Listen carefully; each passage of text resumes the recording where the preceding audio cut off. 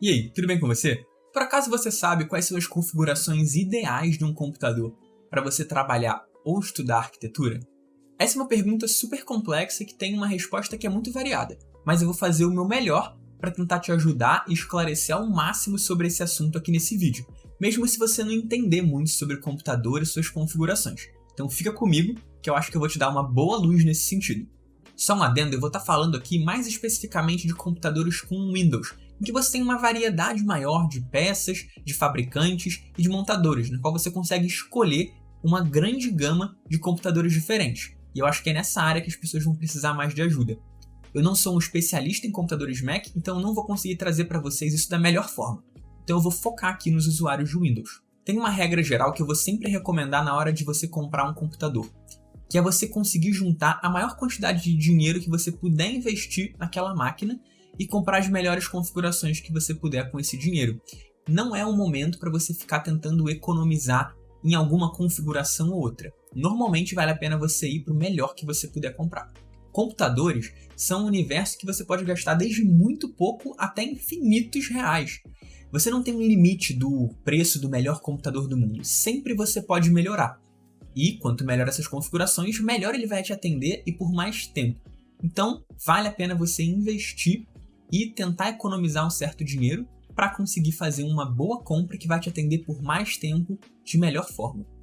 Mas olha, eu vou te pedir para apertar no botão de gostei se você acha esse conteúdo interessante. Isso ajuda muito o canal e mostra para o YouTube que esse conteúdo é relevante. Se você quiser ser notificado sempre que a gente postar um conteúdo por aqui, você também pode se inscrever e ativar os sininhos. Assim você não vai perder nenhuma novidade por aqui. A Curva sempre tenta trazer coisas relacionadas à arquitetura e tecnologia para facilitar a vida de arquitetos e estudantes. Mas como a gente não tem todo o dinheiro do mundo para gastar em um único computador, a gente precisa saber o que vai atender a gente ou não, para conseguir ter um parâmetro e moldar qual seria o computador ideal para a gente. Quando a gente está falando de uma configuração de computador, ela nada mais é do que um espelho do uso e dos programas que vão ser utilizados nessa máquina. Então a gente primeiro precisa entender isso, para depois, a partir disso, moldar a configuração ideal de um computador.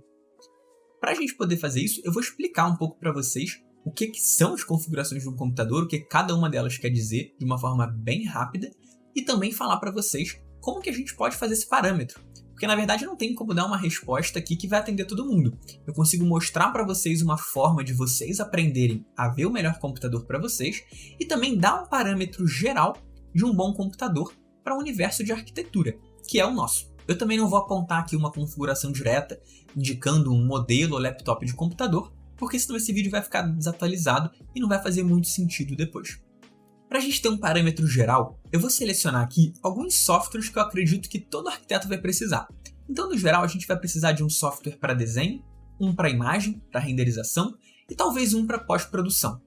Aqui daqueles que vão ser os de uso mais pesado. É claro que a gente vai ter outros programas nessa máquina também. Mas eles vão exigir bem menos e a gente não precisa levar eles em consideração na hora de montar um computador. Então, quando a gente fala de um programa de desenho, muitas pessoas ainda, infelizmente no Brasil, utilizam programas de CAD. Se você acompanha o canal, você sabe que isso é totalmente antiquado. Isso não faz mais sentido hoje em dia. Hoje em dia, quando a gente fala de arquitetura, a gente tem que falar de BIM. Isso é completamente inevitável. Se você não sabe muito o que é BIM, o que é ArchiCAD, a gente ensina muito isso aqui na Curva e é o software que eu recomendo e ensino. Se você quer saber mais sobre isso, tem um link na descrição do vídeo em que eu mostro o meu curso completo de ArchiCAD, que faz do zero até a modelagem completa de um projeto. Então eu vou já usar aqui o ArchiCAD como um exemplo de programa, que vai tanto gerar os desenhos, como até mesmo possivelmente imagens, numa metodologia BIM, que é a mais eficiente de todas. Para a imagem, por mais que a gente possa fazer isso no ArchiCAD, eu vou trazer aqui um programa externo, que é muito comum de ser utilizado no sistema BIM. Aqui tem vários que podem ser selecionados, como por exemplo o D5 Render, o Lumion ou o Twinmotion. E é o Twinmotion que eu vou pegar aqui como exemplo, que é um dos programas que estão integrados nessa metodologia BIM de alguma forma e que eu recomendo para os meus alunos, porque ele é muito acessível, muito fácil de ser utilizado e pode produzir bons resultados em pouco tempo. E falando de pós-produção, eu vou pegar aqui o Photoshop, que eu diria que é o líder nesse mercado de tratamento de imagem. Tendo definido esses programas, e lembrando que isso é somente um exemplo, você vai precisar entender o seu uso, a gente vai entender quais são os requisitos mínimos para cada um. todo desenvolvedor de software ele vai precisar, quando disponibilizar um software para download, colocar os requisitos mínimos do sistema para rodar aquele programa. Isso é muito fácil de achar, você pode simplesmente colocar no Google ou em qualquer outro motor de busca que você utilize o nome do programa e pedir requisitos mínimos dele. Você vai com certeza encontrar uma lista. Desses programas que eu falei aqui, na descrição desse vídeo você vai encontrar um link para você conseguir ver essa página certinha e é sempre bom buscar da versão do programa que você está utilizando. Com o passar do tempo, os programas se atualizam e normalmente eles tendem a exigir máquinas ainda mais eficientes para rodar cada atualização. Mas antes da gente entrar nessas especificações, eu acho importante falar para vocês o que é cada uma dessas coisas que a gente vai estar olhando, o que forma um computador e o que cada coisa faz lá dentro. Eu não vou entrar aqui muito a fundo, é só para você realmente conseguir entender como que isso funciona e as coisas ficarem um pouco mais claras para você. Um computador ele é composto de basicamente 4 peças principais que a gente precisa observar na hora de comprar. É claro que lá dentro tem várias outras peças, mas eu vou falar das principais que a gente precisa ver na hora de comprar. A primeira é o processador. Depois a gente tem o armazenamento, a memória RAM e talvez uma placa de vídeo, que é com certeza recomendada no caso do universo da arquitetura. Embora a gente tenha muitos computadores que não são vendidos com placa de vídeo, porque ele não precisa desse uso para fazer tarefas mais simples. Vamos começar pelo processador. Esse é como se fosse o cérebro do computador. Ele normalmente usa a unidade de GHz para medir a sua velocidade. Aqui a regra é que quanto maior, melhor. Embora a gente tenha algumas outras coisas para observar. No geral, a gente tem 2 grandes fabricantes, que é a Intel e a AMD. E as 2 empresas produzem excelentes modelos de processadores em diversas linhas diferentes. Depois a gente tem o armazenamento, que nada mais é do que o quanto que aquele computador consegue armazenar de informação, quantos arquivos e programas você pode ter instalado nele. Aqui é uma coisa muito pessoal e vai depender do seu uso. Mas eu vou fazer uma recomendação aqui. Existem 2 tipos de armazenamento. O armazenamento em HD e o armazenamento em SSD. Os 2 armazenam informações, mas o SSD é uma versão mais rápida do HD. Então você consegue acessar a informação de uma forma muito mais eficiente. O problema aqui é que o SSD costuma ser bem mais caro que o HD. Então o que acontece muitas vezes em computadores é eles serem vendidos com um SSD pequeno, de 128, 256 GB, e um HD maior, normalmente de 1 TB. O HD vai ser usado para você armazenar os seus arquivos, enquanto que no SSD você vai instalar os programas, você não vai armazenar nada nele. Então você vai ter o Windows instalado e os outros programas que você vai utilizar. Isso faz com que o computador funcione muito mais rápido. É realmente muito notável quando você tem um computador e você insere um SSD nele para instalar os programas. Os programas vão abrir muito mais rápido, o computador vai iniciar muito mais rápido. É realmente gritante a diferença. Então eu sempre recomendo que, se você puder, você opte por um computador que tenha SSD nele. O próximo é a memória RAM, que não confunda com a memória de armazenamento. Essa memória normalmente é bem menor, como por exemplo de 4, 8 ou 16 GB. Ela vai ser usada pelo computador somente para armazenar os arquivos que ela está usando naquele momento. Num exemplo de uma modelagem 3D, por exemplo, quanto maior a modelagem, quanto mais objetos tiver nela, mais memória RAM o computador vai usar, para deixar aquelas informações armazenadas que ele está usando para trabalhar naquele momento. Depois que você salvar o arquivo, aquelas informações vão ficar salvas no HD, mas por um primeiro momento elas vão ficar na memória RAM para serem trabalhadas. Então, isso tem uma certa proporção com a quantidade de informações que você vai precisar ao mesmo tempo. De forma geral, quanto maior ela, mais você consegue ter um modelo 3D, por exemplo, rodando tranquilamente pelo computador. E por último, a gente tem a placa de vídeo, que ela é muito parecida com o processador. Ela é um processamento dedicado para vídeo. Como a gente vai trabalhar muito com vídeo e exigir muito processamento de imagem, a gente pode ter uma placa que vai ser dedicada para isso. Ela vai funcionar melhor para a imagem, porque ela foi otimizada para isso, e ela vai ter uma memória e processamentos exclusivos para a imagem. Isso é muito essencial quando a gente está falando de programas de arquitetura de visualização 3D, como por exemplo uma renderização, e até mesmo o uso de um programa como ArchiCAD ou outros programas de modelagem, como também é muito essencial no universo de quem está querendo jogar, o famoso computador gamer. Agora que você entendeu cada uma dessas peças, a gente pode começar a olhar os requisitos dos programas.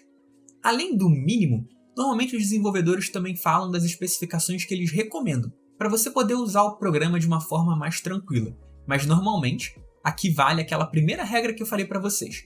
Tente comprar o melhor que você puder naquele momento. Falando rapidamente, no caso do Photoshop, como está nessa imagem que eu consigo mostrar para vocês, ele vai pedir um processador de 2 GHz.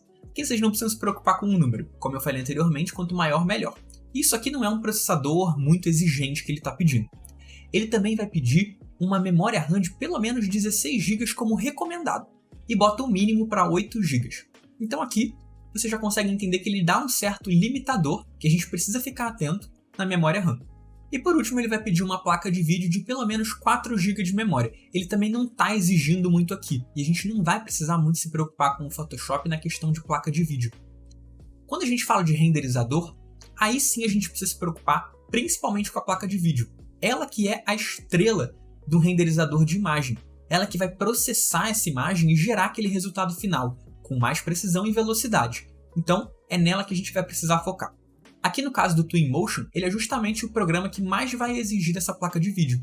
Ele vai pedir uma placa de vídeo recomendada de 6 GB de memória. Ele também vai pedir 16 GB de RAM como o Photoshop, e quanto ao processador ele não vai exigir tanto. Ele recomenda aqui processadores Intel i3 de versões muito antigas, então no geral isso não vai ser uma preocupação em programas como o Twinmotion. Já em outros programas de renderização, como por exemplo o Lumion, eles olham um pouco mais para o processador.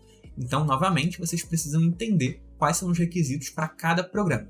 Mas, via de regra, para gerar imagem, você precisa olhar para a placa de vídeo. E agora, falando do ArchiCAD, quando a gente vai olhar a tabela de requisitos que eles pedem, a gente vê uma coisa interessante, que eu acho bem importante aqui desse programa.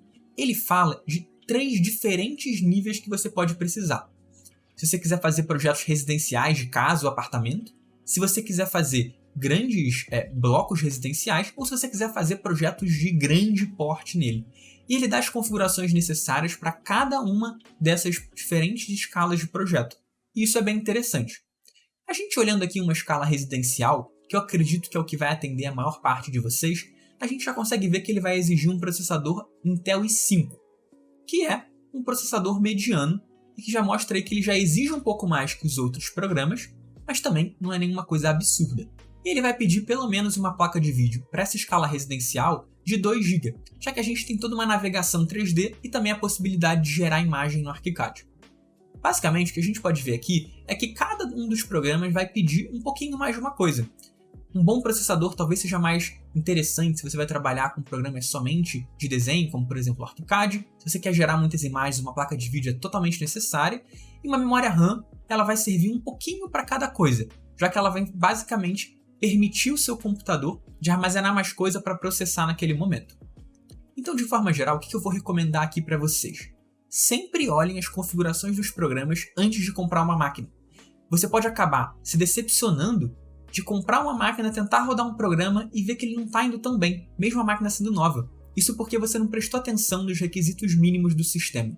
Isso é muito importante. E novamente, seguir aquela regra para tentar investir o máximo que você puder naquele momento para comprar uma máquina que vai durar mais tempo. Como eu falei, os programas se atualizam e pode ser que um computador que rode um programa bem hoje, daqui a alguns anos já não rode tão bem. Então vocês precisam ficar atentos a isso. Uma máquina, no geral, pode ser tratada como um investimento. Eu espero ter te ajudado nesse aspecto e que eu tenha te dado uma luz para você poder comprar o seu próximo computador. Como eu falei, eu realmente não tinha como dar uma resposta muito específica para vocês. Senão, ela seria datada ou não seria boa o suficiente para cada uso. Eu estaria generalizando uma coisa que não pode ser generalizada. Então eu recomendo que vocês olhem as especificações sempre. E eu vou deixar, mesmo para os softwares que eu não falei, aqui embaixo um link em que você consegue conferir as especificações dos principais programas de arquitetura que a gente utiliza, para que você possa conferir a partir do seu uso.